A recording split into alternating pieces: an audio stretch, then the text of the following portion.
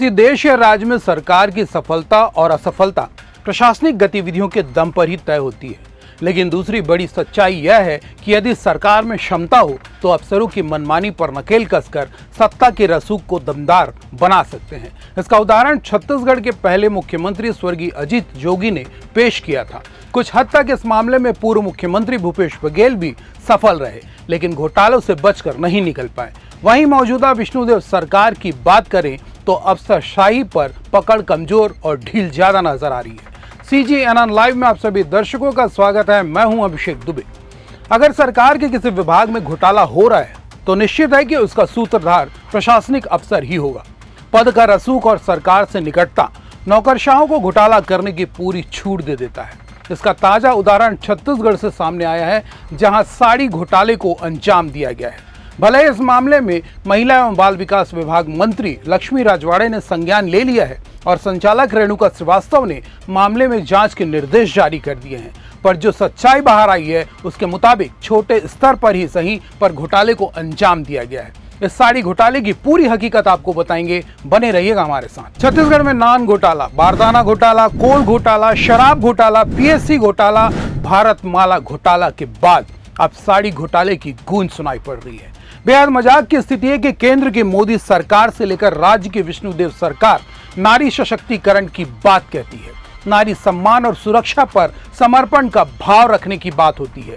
यत् नार्यस्तु पूजन्ते रमन्ते तत्र देवता की बात कही जाती है, पर दूसरी तरफ महिलाओं को ही ठग कर उनके नाम पर घोटाला किया जा रहा है, जिसका खुलासा छत्तीसगढ़ की आंगनबाड़ी कार्यकर्ताओं ने खुलेआम किया है। आमतौर पर एक महिला को पहनने के लिए 6.5 मीटर की साड़ी लगती है, जिसमें 80 पॉइंट का ब्लाउज पीस निकल जाता है। इसके बाद शेष 5.5 मीटर से महिलाएं अपना तन ढकती हैं। लेकिन छत्तीसगढ़ महिला एवं बाल विकास विभाग ने प्रत्येक आंगनबाड़ी कार्यकर्ताओं की साड़ियों में 1 मीटर का घोटाला कर दिया है। इतना ही नहीं, आंगनबाड़ी कार्यकर्ताओं को जो साड़ियां दी गई हैं क्वालिटी में भी इतनी घटिया है कि पानी में डालते ही अपना रंग छोड़ रही हैं। साथ ही धोने के बाद साड़ी सिकुड़कर और छोटी हो जा रही है, जो दुबली पतली कार्यकर्ताओं को भी पूरा नहीं आ रही है, जिसे लेकर आंगनबाड़ी कार्यकर्ताओं की जमकर नाराजगी सामने आई है। मसला किसी एक जिले का भी नहीं है, बल्कि प्रदेश की राजधानी रायपुर के अलावा बिलासपुर, रायगढ़, दुर्ग और धमतरी से भी इसी तरह के मामले सामने आए हैं। आंगनबाड़ी कार्यकर्ताओं का दावा है कि जिस साड़ी को 500 रुपए प्रति नग की दर से खरीदा गया है, रायपुर में उससे कहीं बेहतर क्वालिटी की साड़ी पूरी लंबाई और ब्लाउज पीस के साथ महज 250 रुपए में मिल जा रही है। यानी समझा जा सकता है कि एक साड़ी के पीछे सीधे तौर पर 250 रुपए का घालमेल किया गया है। सामने आई जानकारी के मुताबिक महिला एवं बाल विकास विभाग ने 9.7 करोड़ की साड़ी खरीदी है। यानी साफ है कि रायपुर में उतनी साड़ियों के लिए अधिकतम 4.25 करोड़ रुपए के खर्च पर उतनी ही साड़ियां खरीदी जा सकती थी और 4.25 करोड़ रुपए बचाए जा सकते थे। इस मसले पर महिला बाल विकास मंत्री लक्ष्मी राजवाड़े का बयान आपको सुनाते हैं। कुछ लोग कह रहे हैं। नहीं, मैंने कहा कि खादी ग्राम उद्योग का कहना कि खादी ग्राम उद्योग के माध्यम से ही कॉटन की साड़ी, इससे पहले तो मैं तो और अच्छी साड़ी मैंने देखा था, बहुत अच्छी साड़ी, लेकिन खादी ग्राम उद्योग ने कहा कि हम कॉटन की साड़ी हम आंगनबाड़ी कार्यकर्ताओं को देंगे।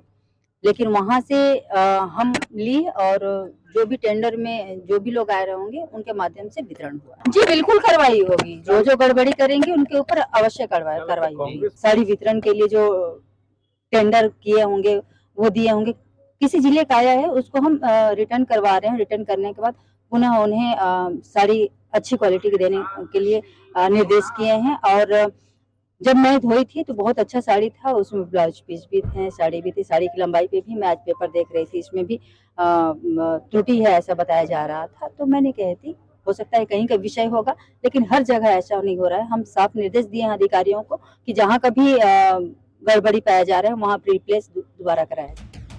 महिला एवं बाल विकास विभाग की मंत्री श्रीमती लक्ष्मी राजवाड़े का बयान आपने सुन लिया है। वर्तमान में सत्ता पर उनकी सरकार है और खुद महिला विकास की मंत्री हैं। सामने दिख रहे इस मामले को लेकर उन्होंने भ्रष्टाचार मानने से इनकार कर दिया है, जबकि स्थिति स्पष्ट नजर आ रही है तो मामले को भटकाने के लिए पूर्व की सरकार और उनकी खरीदी के तरफ ध्यान दिलाने की नाहक कोशिश कर रही है, जबकि सीधे तौर पर उन्हें दोषियों के खिलाफ सख्ती से एक्शन लेना चाहिए। इस मसले पर आपकी क्या राय है, कमेंट पर बताइएगा। लाइक शेयर के साथ चैनल को सब्सक्राइब भी कर लीजिएगा। नमस्कार।